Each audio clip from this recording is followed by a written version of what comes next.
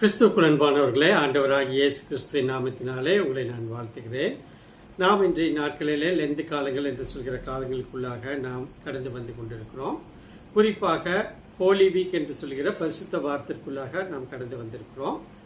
இந்த நாளிலும் பரிசுத்த வாரத்தில் கொடுக்கப்படுகிற மூன்றாவது செய்தி, நான் ஏற்கனவே உங்களிடம் சொல்லியிருந்தேன், 3 காரியங்களின் அடிப்படையில் நாம் இந்த பரிசுத்த வார தியானத்தை மேற்கொள்வோம் என்று சொல்லி. முதலாவதாக பழைய ஏற்பாட்டில் சொன்ன காரியங்கள் எப்படி புதிய ஏற்பாட்டிலே நிறைவேறியது. இரண்டாவதாக பழைய ஏற்பாட்டில் சொல்லப்பட்ட அந்த பழைய உடன்படிக்கை ஓல்டு கவர்னன்ட் எப்படி புதிய ஏற்பாட்டில் நியூ கவர்னன்ட்ல வெளிப்பட்டது, செயல்படுத்தப்பட்டது. மூன்றாவதாக பழைய ஏற்பாட்டிலே சொல்லப்பட்ட நியாயப்பிரமாண காரியங்கள் புதிய ஏற்பாட்டில் நியாயப்பிரமாணத்தை நிறைவேற்ற வந்த கிறிஸ்து எப்படி செய்து முடித்தார் என்கிற காரியங்கள்லாம் இந்த லெந்து காலங்களில் நாம் சிந்தித்து கொண்டிருக்கிறோம். அதன் அடிப்படையில் இந்த நாளில் உங்களோடு கூட பகிர்ந்து கொள்ளும்படியாக தெரிந்து கொள்ளப்பட்ட வேத பகுதி, அது லேவியராம புத்தகம் 4ஆம் அதிகாரம் 1 முதல் 7 வசனங்கள். பழைய ஏற்பாட்டில் லேவியராகம புத்தகம் 4ஆம் அதிகாரம் 1 முதல் 7 வசனங்கள் நான் வாசிக்கிறேன்.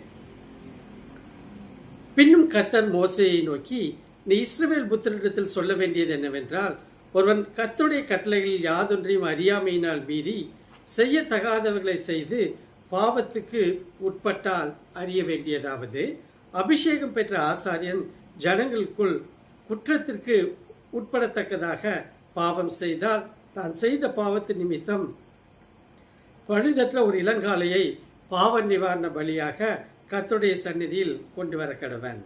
அவன் அந்த காளையை ஆசரிப்பு கூடார வாசலில் கர்த்தருடைய சந்நிதியில் கொண்டு வந்து அதன் தலைமேல் தன் கையை வைத்து கர்த்தருடைய சந்நிதியில் அதை கொல்ல கடவன்.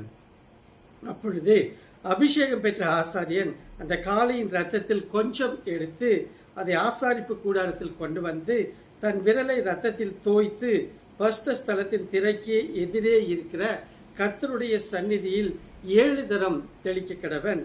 பின்பு ஆசாரியன் இந்த இரத்தத்தில் கொஞ்சம் எடுத்து ஆசரிப்பு கூடாரத்தில் கர்த்தருடைய சந்நிதியில் இருக்கும் சுகந்த தூப பீட கொம்புகளில் மேல் பூசி என்று நாம் பார்க்கிறோம். இந்த கண்பானவர்களை, இந்த லேவியராகம புத்தகத்தில் நாம் வாசிக்கப்பட்ட வேத பகுதியை குறித்து நாம் இந்த நாளில் சற்று ஆழமாக நாம் தியானிக்க இருக்கிறோம். இந்த கண்பானவர்களை, இந்த பகுதி ஒரு மனிதன் தான் செய்த பாவம் மன்னிக்கப்படும்படியாக செலுத்துகிற பாவ நிவாரண பலியை பற்றியது.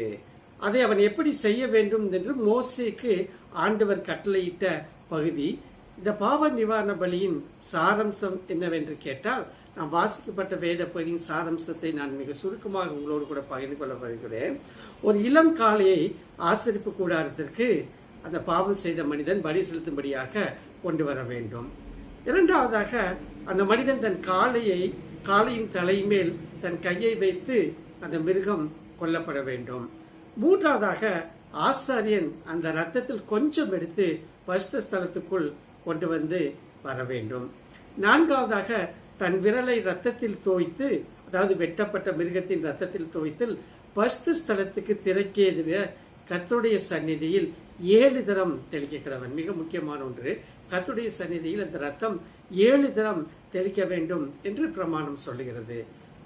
ஐந்தாவதாக பார்ப்போம், அந்த ஆசாரியன் அந்த இரத்தத்தில் கொஞ்சம் எடுத்து ஆசரிப்பு கூடாரத்தில் கர்த்தருடைய சந்நிதியில் இருக்கும் சுகந்த பீடத்துக்கு கொம்புகளின் மேல் அவன் பூச வேண்டும். எனக்கு அன்பானவர்களை, சுவிசேஷ நூல்களின் அடிப்படையில் ஆண்டவராகிய இயேசு கிறிஸ்து நம்முடைய பாவங்கள், அக்கிரமங்கள், மீறுதல்களுக்காக அவர் எப்படி நொறுக்கப்பட்டார், அடிக்கப்பட்டார், எப்படியாக அவர் வாதிக்கப்பட்டார், சிலுவையிலே எப்படியாக அவர் துன்பத்தை சகித்தார் என்கிற காரியத்தை குறித்து சுவிசேஷ நூல்களில் நாம் ஆராய்ந்து பார்க்கிற பொழுது, எப்படி அந்த பலிபீடத்தின் கொம்புகளுக்கு முன்பதாக பரிசுத்த ஸ்தலத்தில் மட்டுமல்ல அந்த திரைக்கு எதிராக 7 தரம் ரத்தம் தெளிக்கப்பட்டதோ, அந்த ஒரு இளம் காளையின் ரத்தம் பாவ நிவாரண பலியாக தெளிக்கப்பட்டதோ, அதே போல சுவிசேஷ நூல்களில் நீங்கள் வாசிக்கிற பொழுது ஆண்டவராகிய இயேசு கிறிஸ்து 7 தரம் ரத்தம் சிந்தினார் என்பதை நாம் பார்க்க முடியும். எனக்கு அன்பானவர்களை, முதலாவதாக கெத்செமனே தோட்டத்தில் வியர்வையின் ரத்தத்தின் பெருந்துளிகளாய் தரையில நிலத்திலே விழுந்தது என்று பார்க்கிறோம். இரண்டாவதாக போர் சேவகர்கள் வாரினால் அவரை அடித்த போது இரத்தம் சிந்தியது. வேதம் சொல்கிறது, அவருடைய முதுகு உழவன் உழுத நிலம் போல காணப்பட்டது என்று சொல்லி. மூன்றாவதாக, ஆண்டவராகிய இயேசு கிறிஸ்துவின் தலைமுடியில முள்முடியை சூடி தடியினால் அடித்த போது இரத்தம் பீரிட்டு வெளிவந்ததை பார்க்க முடியும். நான்காவதாக, ஆண்டவராகிய இயேசு கிறிஸ்துவின் வலது கரத்தில் ஆணி அடித்த போது இரத்தம் பீரிட்டு வந்தது. ஐந்தாவதாக, ஆண்டவராகிய இயேசு கிறிஸ்துவின் சிலுவையில இடது கரத்துல ஆணி அடிக்கிற பொழுது இரத்தம் வந்தது. ஆறாவதாக, 2 கால்களையும் சேர்த்து சிலுவையில ஆணிகளால் கடாவப்பட்ட போது இரத்தம் வெளிவந்தது. ஏழாவதாக, சிலுவையில் அறையப்பட்ட இயேசு கிறிஸ்துவை ஒரு போர் சேவகன் விழாவில் குத்திய போது இரத்தம் வந்ததை பார்க்கிறோம்.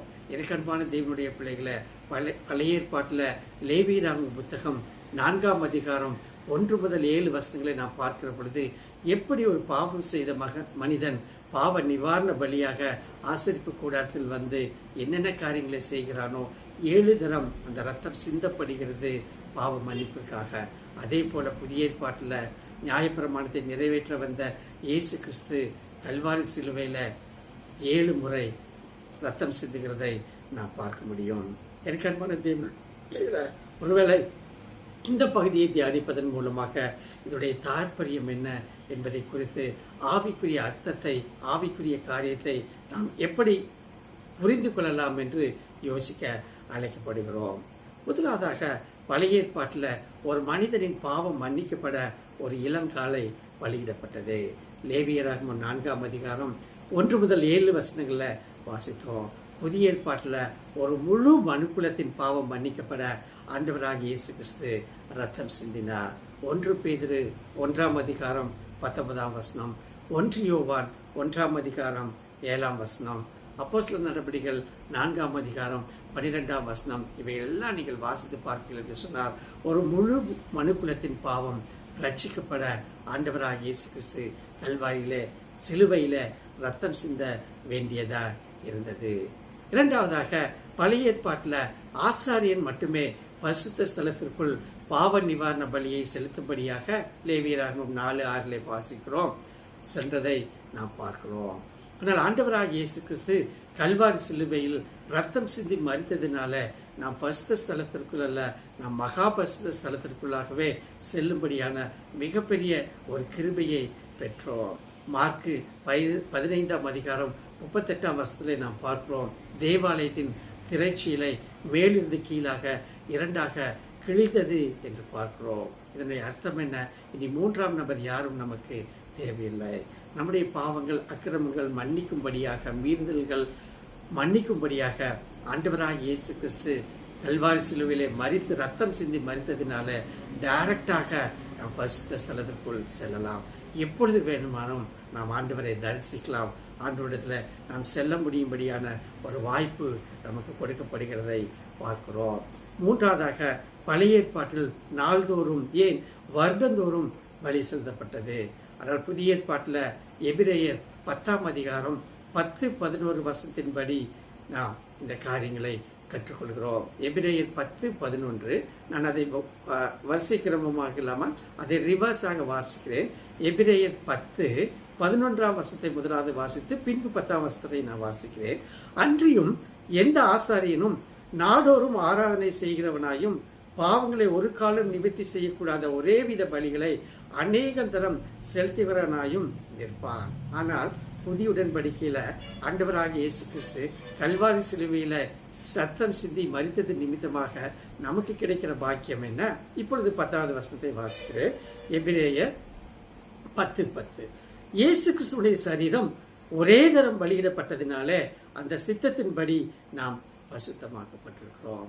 எனக்கு அன்பான தேவனுடைய பிள்ளைகளை, இந்த நாளில் இப்பேற்பட்ட விசேஷ கிருபையை பெறும்படியாக பழைய ஏற்பாட்டிலிருந்து புதிய ஏற்பாட்டில், பழைய உடன்படிக்கையிலிருந்து புதிய உடன்படிக்கைக்குள்ளாக, பழைய ஏற்பாட்டில் சொல்லப்பட்ட நியமங்களை, நியாயப்பிரமாணங்களை புதிய ஏற்பாட்டில் ஆண்டவராகிய இயேசு கிறிஸ்து உங்களுக்காகவும் எனக்காகவும் கல்வாரி சிலுவையில் செய்து முடித்தார் என்ற மிகப்பெரிய தாற்பயத்தை, இந்த உன்னத நோக்கத்தை அறிந்து நம் ஆண்டவருக்கு நன்றி செலுத்துகிறவராக காணப்படுவோம். இப்பேற்பட்ட கிருபையை பெற்றுக்கொள்ள திரியேக தேவன் நமக்கு உதவி செய்வாராக. ஆமென்.